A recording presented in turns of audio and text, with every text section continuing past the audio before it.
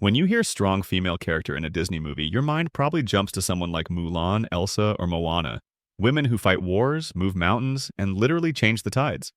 But what if I told you that one of the strongest characters in Disney's entire lineup doesn't lift a sword, doesn't wield magic, and doesn't even try to escape? I'm talking about Cinderella. Yeah, the girl with the glass slipper. Before you roll your eyes, hear me out.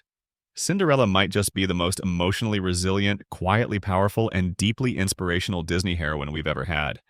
If you move beyond the surface level of watching the film and start connecting the dots to real life, you begin to see that Cinderella isn't just a girl waiting for a prince to save her. She represents something much deeper.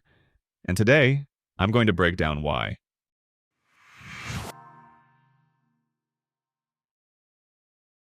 Let's start with the basics. Cinderella's life sucks. She's living in an abusive household, treated like a servant, emotionally manipulated, gaslit, and degraded. Her stepmother constantly belittles her. Her stepsisters mock and humiliate her daily.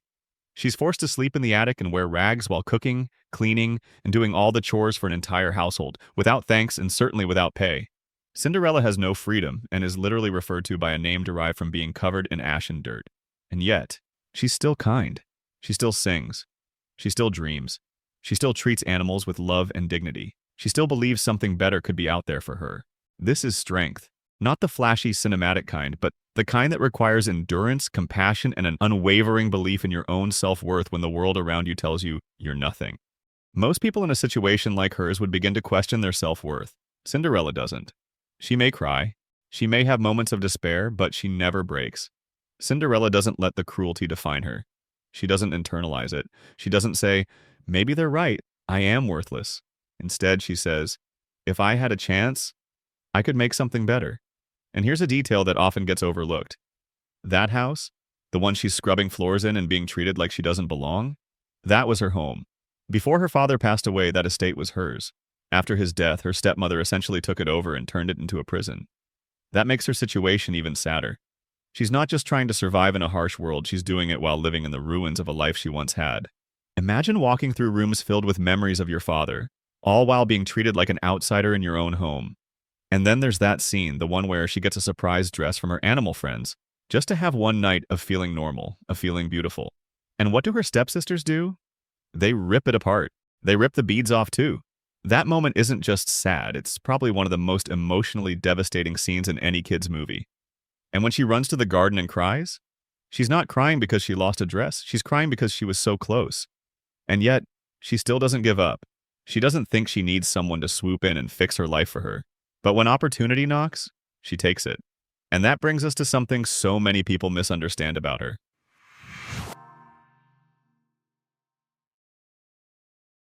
There's a common criticism that Cinderella is just a passive girl waiting for a man to save her. In my opinion, that's flat out wrong. Cinderella isn't rescued by the prince, she rescues herself by believing she could be more than her situation. And when an opening presents itself, when the royal ball is announced, she tries. She doesn't sit in her attic weeping, she doesn't give up. She makes her own dress out of scraps to attend the ball. She's taking control of her future the only way she can. Yes, the fairy godmother helps her, but not until after Cinderella has already tried her best. The magic didn't appear because she waited. It appeared because she acted. And more importantly, she has the courage to believe she deserves something better. That's a huge deal. People in abusive situations often lose that belief. Cinderella holds on to it.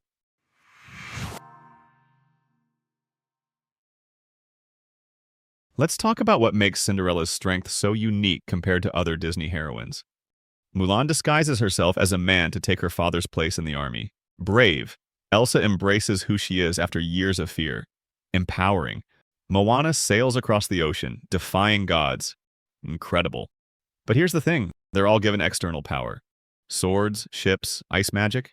Cinderella's only power is herself. Her will, her kindness, her spirit. She doesn't fight back with fists, she fights back with dignity. And she survives. She keeps her inner light in a place where most people would burn out. In that way, Cinderella's strength is relatable in a way that magic powers and epic journeys aren't. She reflects the resilience of people in the real world who are surviving trauma, hardship, and abuse, not with spectacle, but with soul.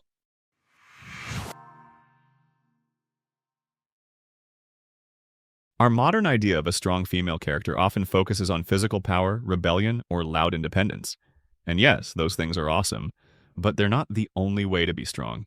Strength can be soft, strength can be quiet. Strength can look like not letting cruelty change who you are. Cinderella is a perfect example of emotional strength, and emotional strength is underrated. She doesn't throw hands, but she doesn't need to. Her power is in surviving, in dreaming, in never becoming as cruel as the people who hurt her. She's not strong in spite of being feminine. She's strong through her femininity.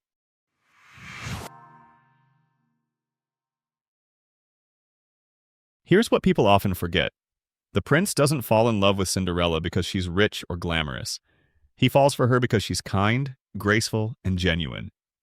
The dress and magic get her in the door, but it's her that makes the impression. And she still has to fight to keep that dream. When the slipper search happens, she's locked in the attic, literally imprisoned again. And instead of giving up, she gets the animals to help. She outsmarts her abuser and refuses to be erased from her own story. She walks down those stairs and claims her place, not because a prince saved her, but because she refused to be silenced.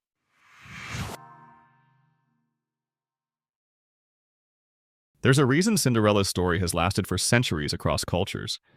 Because deep down, it's not about fairy godmothers and magic pumpkins. It's about hope.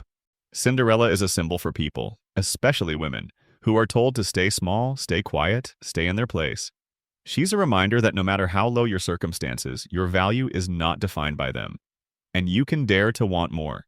Her story resonates because it's not about changing who you are to fit the world. It's about holding on to who you are until the world finally sees it too. So yeah, Cinderella might not punch bad guys or break curses or command the ocean, but that doesn't mean she's weak. She's one of the strongest characters in Disney history. Her story is one of quiet power, of surviving without becoming bitter, of dreaming when the world tells you not to, of knowing your worth even when others don't. So next time someone says Cinderella is weak, you can argue she isn't. Let me know what you think. Do you agree that Cinderella is the strongest female Disney character? Or is there someone else you think deserves that title? Drop a comment below, and if you like my rumblings, give the video a like and subscribe for more deep dives into the stories we grew up with. Thanks for watching, and I'll see you in the next one.